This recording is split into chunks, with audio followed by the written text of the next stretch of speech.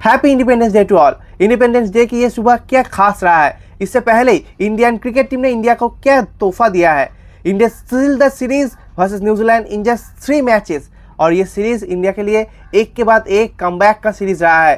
पहले मैच में रिंकू सिंह, दूसरे मैच में ईशान किशन और कप्तान सूर्य कुमार यादव, और कल भी एक और कमबैक देखने को मिला, रवि बिश्नोई। जी हाँ, और सिर्फ बचा है संजू सैमसन। उनका भी कमबैक हो जाए तो इस इंडिया की 15 मेंबर की स्क्वाड फुल्ली फॉर्म में, फुल्ली कॉन्फिडेंट उतरेंगे वर्ल्ड कप में। Third T20I at Guwahati has been an incredible match for team India. India chased down 153 in just 10 overs, where Abhishek Sharma smashed second fastest T20I half century for India. Opposition को सिर्फ defeat ही नहीं कर रहा है, dominate कर रहा है। उनके जहन में, उनके दिमाग पे डर पैदा कर रहा है। जैसे कि कहते हैं ना, खौफनाक मौत, ठीक वैसे ही खौफनाक डिफीट दे रहा है हर एक मैच में, जिससे ऑपोजिशन दूसरी बार अटैक करने से पहले सोचे कि किस टीम के खिलाफ खेल रहा है, 100 बार सोचने के लिए मजबूर कर दे। ठीक वैसा ही डिफीट कर रहा है इंडिया की ये टीम। पहले तो इंडिया टॉस जीतकर गेंदबाजी करता है और कल गेंदबाजी में 2 बदलाव देखने को मिला। अर्शदीप सिंह की जगह बुमराह को वापस ले आया गया और वरुण चक्रवर्ती को रेस्ट दिया गया, उनके जगह रवि बिश्नोई की कमबैक हुआ। और कल तो टीम इंडिया गेंदबाजी से ही नस्तानाबूद कर दिया टीम को। हर्षित राणा पहली ओवर में आके ही डेवन कनवे को एक बार फिर से चलता कर दिया। डेवन कनवे को दिखा भी दिया, वो 5 इनिंग्स में 5 बार आउट कर दिया हर्षित राणा डेवन कनवे को। और उसके बाद एक के बाद एक गिरते ही चले गए। और जसप्रीत बुमराह ने वो क्या क्लीन बोल्ड किया टीम से एफर्ट को। हर्षित राणा स्टार्ट किया और उसके बाद एक के बाद एक विकेट गिरते ही गए। कोई भी बल्लेबाज न्यूजीलैंड के लिए स्टैंड आउट परफॉर्म नहीं कर पाया। हालांकि ग्लेन फिलिप्स थोड़ा खेल रहा था, लेकिन उसके बाद जब रवि बिश्नोई गेंदबाजी करने आए, उसके बाद से वो भी डिफेंसिव हो गया। और रवि बिश्नोई को खेलोगे कैसे? 100 की स्पीड की गेंदबाजी करता है और स्टंप छोड़ता ही नहीं है, तो फिर न्यूजीलैंड की बल्लेबाज उनको स्वीप भी नहीं कर पा रहा है।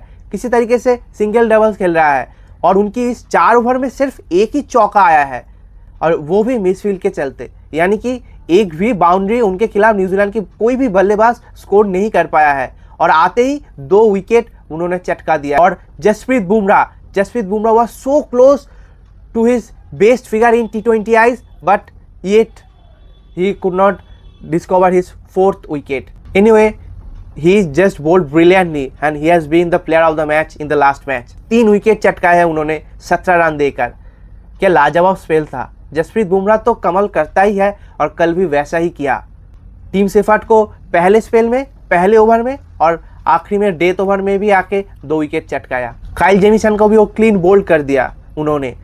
सच में एकदम मजा ही आ गया। इंडिया की इस बॉलिंग लाइनअप भी जिस तरीके से डोमिनेट किया, न्यूजीलैंड की बैट्समैन के पास मानो कोई जवाब ही नहीं था। सिर्फ 153 and 153 was below par score in this condition. और फिर आई इंडिया की बैटिंग। सिर्फ 10 ओवर्स में 153 चेस कर दिया। पहली गेंद में संजू सैमसन को मैट हेनरी ने चलता किया था, क्लीन बोल्ड कर दिया था। और अगर न्यूजीलैंड की पर्सपेक्टिव से देखा जाए तो फिर what's the best thing you can do while defending 153? Take wicket in the fast ball, और वो उन्होंने किया भी था। लेकिन उसके बाद आता है ईशान किशन, और इस बंदे के पास कोई खौफ, कोई डर है ही नहीं गेंदबाज की। क्या बताए इनके बारे में। ये अपने पारी के दूसरे ही गेंद में एक छक्का लगा देता है, जिसमें मैट हेनरी खुद हंस पड़ता है। और उसके बाद तीसरे गेंद में एक और छक्का और फिर एक और चौका। और वो पहला ओवर जहाँ शुरू हुआ था एक विकेट से, पहले गेंद में वो खत्म होते होते 16 रन निकल गया। यानी कि पहली ओवर में जहां न्यूजीलैंड पकड़ बना ही रहा था, पहली गेम से पकड़ बना रहा था, वही पहले ही ओवर में मैच को पूरी तरीके से पलट दिया। और ईशान किशन ने कल एक बार फिर से दिखा दिया कि पारी लंबी नहीं, इम्पैक्टफुल होना चाहिए। और 13 गेंद में 28 रन की ये पारी ने वही दर्शा दिया। और अभिषेक शर्मा की तो बात क्या ही करे। 20 ball 68 run, 340 strike rate, what an incredible innings for him. Ishan Kishan 215 की स्ट्राइक रेट में खेले और उसके बाद कप्तान सूर्य कुमार यादव भी आके एक और हाफ सेंचुरी स्कोर कर दिया। लगातार 2 50 उनके बल्ले से आ चुका है और पूरी तरीके से फॉर्म में वापसी हो गया है कप्तान सूर्य कुमार यादव की। 26 बॉल 57 रन, लगभग 220 की स्ट्राइक रेट से खेला है कप्तान सूर्य कुमार यादव और पूरी तरीके से फॉर्म में वापसी किया है। ईशान किशन भी 215 की स्ट्राइक रेट में खेला है और अभिषेक शर्मा को देखकर तो लग रहा है कि अब 200 स्ट्राइक रेट भी कम है यार, सीधा 340 स्ट्राइक रेट पे चला गया। और यही नहीं, Abhishek Sharma scored the second fastest half century for India in T20 after his guru Yuvraj Singh. और युवराज सिंह ने तो वो मजे में एक ट्वीट डाल भी दिया कि still can score 50 in 12, can you? और हमें तो लगता है definitely he is the player who can beat 12 all 50s in T20 for India. और क्या पता वो ये सीरीज में ही देखने को मिल जाए या फिर सीधा वर्ल्ड कप में ही देखने को मिल जाए इनके बल्ले से वो 12 all 50s या फिर उससे कम में। इंडिया के लिए ये सीरीज एक के बाद एक कमबैक देखने को मिला है, चाहे वो पहले मैच में रिंकू सिंह हो या फिर दूसरे मैच में ईशान किशन और कप्तान सूर्य कुमार यादव, और तीसरी मैच में यानी कि कल रवि बिश्नोई की कमबैक। सिर्फ एक और कमबैक देखने को मिल जाए तो फिर ये सीरीज क्या प्लस रहेगा इंडिया के लिए। वर्ल्ड कप से पहले ये एक बहुत ही पॉजिटिव साइन होगा इंडिया के लिए, और वो होगा संजू सैमसन की फॉर्म में वापसी। जी हाँ, पहले तो अभिषेक शर्मा के साथ संजू सैमसन कप्तान सूर्य कुमार यादव के अंडर सबसे ज़्यादा ओपन करने को देखने को मिला है, लेकिन शुभमन गिल की वापसी के बाद से संजू सैमसन को पीछे धकेला गया है और उसके बाद टीम से बाहर भी कर दिया गया है। जितेश शर्मा को खिलाया गया है, और अब पिछले सीरीज में एक मैच साउथ अफ्रीका के खिलाफ ओपन किया और उसमें अच्छे टच में दिखे भी थे, लेकिन अब इस सीरीज में अब तक वो टच नज़र नहीं आया है, वो अंदाज उनका जो है वो नज़र नहीं आया है। उम्मीद करते हैं कि वो जल्द ही अपने फॉर्म में लौटे, क्योंकि स्पेशली ईशान किशन जिस तरीके से वापसी किया है, जिस तरीके से वो फियरलेस अप्रोच दर्शा रहा है अपने बैट से, अब कितने दिन उनको बाहर रख सकते हो? अब ऐसा चलता रहेगा तो संजू सैमसन की पहले उनको खिलाना पड़ेगा ना।